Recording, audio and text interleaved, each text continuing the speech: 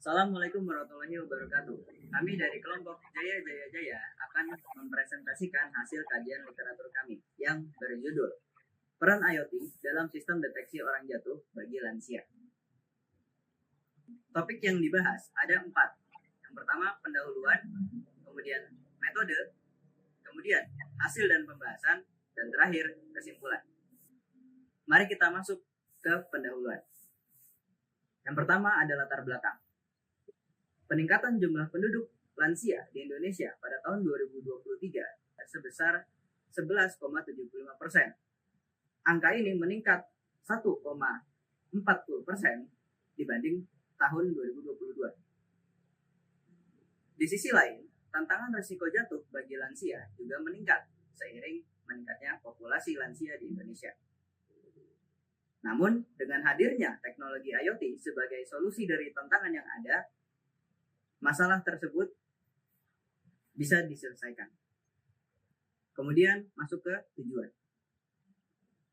Tujuan artikel adalah memberikan ulasan terkait contoh pemanfaatan IoT dalam sistem deteksi orang jatuh. Kemudian memberikan manfaat bagi pembaca yang membutuhkan informasi tentang peran IoT dalam sistem deteksi orang jatuh. Berikutnya, mari masuk ke bagian metode. Metode pertama yang kami gunakan adalah scoping review. Referensi diambil dari karya tulis yang ada di Google Scholar. Kemudian kami mengambil tahun rentang publikasi, yaitu berkisar dari tahun 2020 sampai tahun 2024. Kami juga menggunakan beberapa kata kunci, yaitu lansia, IoT, dan sistem deteksi orang jatuh. Berikutnya, kami juga menggunakan pertanyaan penelitian. Di sini ada 3 pertanyaan penelitian. Yang pertama, apa saja bentuk implementasi IoT dalam sistem deteksi orang jatuh di kehidupan sehari-hari? Yang kedua, bagaimana cara kerja setiap bentuk yang ada? Dan yang ketiga, apa saja alat elektronik yang biasa digunakan untuk implementasi teknologi IoT untuk mendeteksi orang jatuh? Hasil dan pembahasan dari kajian literatur kami. Kami mengambil 6 literatur dari Google Scholar. Hasil dan pembahasan dari kajian literatur yang kami lakukan adalah menggunakan IoT. IoT atau biasa disebut dengan Internet of Things digunakan untuk memantau dan juga memprediksi apakah lansia akan jatuh ataupun tidak. IoT sendiri merupakan sebuah perangkat yang dapat terhubung dengan jaringan internet dan juga berkomunikasi dengan internet. Implementasi dari IoT. Ada 2 bentuk implementasi dari IoT. Yang pertama ada preventif dan juga ada responsif. Bentuk preventif adalah jenis IoT yang akan memprediksi orang yang akan jatuh. Sedangkan bentuk responsif adalah bentuk atau jenis IoT yang mendeteksi orang yang telah jatuh. Masuk ke preventif. Preventif ini dilakukan dengan sebuah perangkat wearable device seperti smartwatch ataupun smartband. Jadi di sini wearable device tersebut akan menggunakan data pola tidur, jadi mereka mencatat pola tidur penggunanya, lalu berdasarkan pola tidur tersebut mendeteksi gejala pusing setelah bangun tidur. Ketika terdapat gejala, perangkat dapat segera mengirimkan sinyal peringatan kepada keluarga terdekat ataupun tenaga medis terdekat untuk mengambil tindakan lebih lanjut.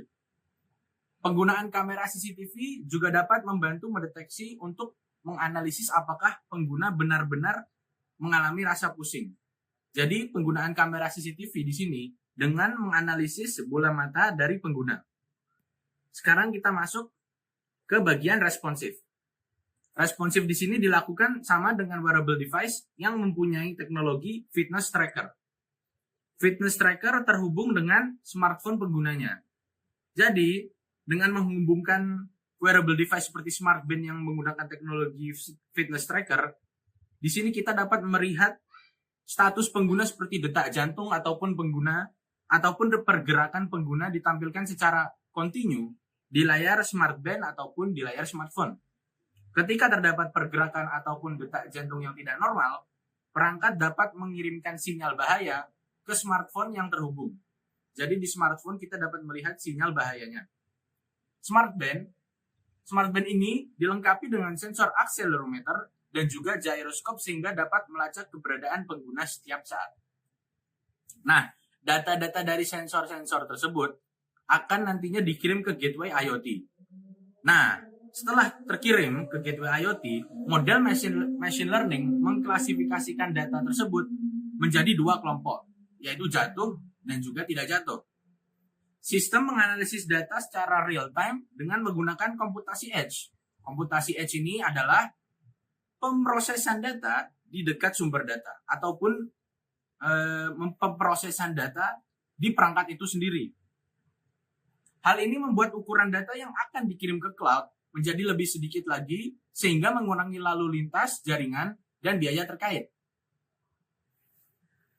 Masuk ke dalam alat-alat apa saja yang digunakan untuk mendeteksi jatuh.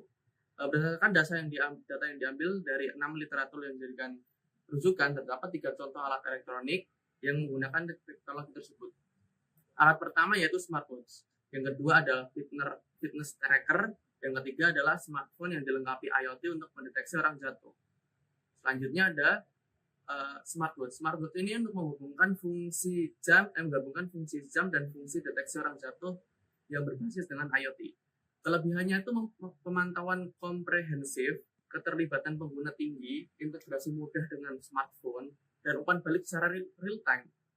Namun ada kekurangannya, yaitu daya tahan baterai yang rentan habis, ada isu privasi juga, dan juga terkait dengan harga yang cukup mahal. Selanjutnya ada fitness tracker. Alat ini khusus untuk memantau aktivitas fisik, detak jantung, dan tidur. Sering tertanam dalam smartband. Kelebihannya adalah pelacakan yang terfokus, baterai yang lebih tahan lama, harga yang lebih terjangkau, lalu ada sederhana untuk digunakan. Namun terdapat kekurangannya juga, yaitu fungsi yang terbatas. Tidak seperti alat sebelumnya. Tampilan yang lebih kecil, kemampuan integrasi yang lebih terbatas. Selanjutnya ada smartphone. Smartphone sendiri itu teknologi IoT yang berada dalam software bawaan, berfungsi sebagai pemberi atau penerima sinyal jatuh. Kelebihannya itu adalah smartphone itu sudah banyak dimiliki oleh orang-orang, dan juga komputasinya itu di cloud.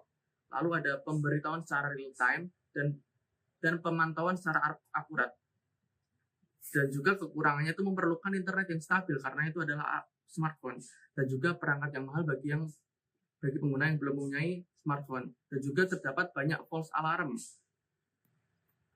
Masuk ke dalam kesimpulan, peran IoT ada 2 pendekatan utama, yaitu ada secara preventif dan juga responsif. Secara preventif itu untuk mendeteksi gejala awal seperti pusing yang dapat mengindikasi potensi jatuh. Sedangkan responsif itu untuk mendeteksi jatuh secara real time dan mengirimkan sinyal darurat secara real time juga. Jadi untuk responsif itu jatuh dulu habis itu terdeteksi.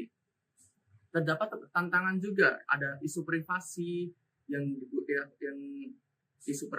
isu privasi pada pengguna, terus ada daya tahan baterai yang terkadang cepat habis, dan juga kebutuhan internet yang stabil.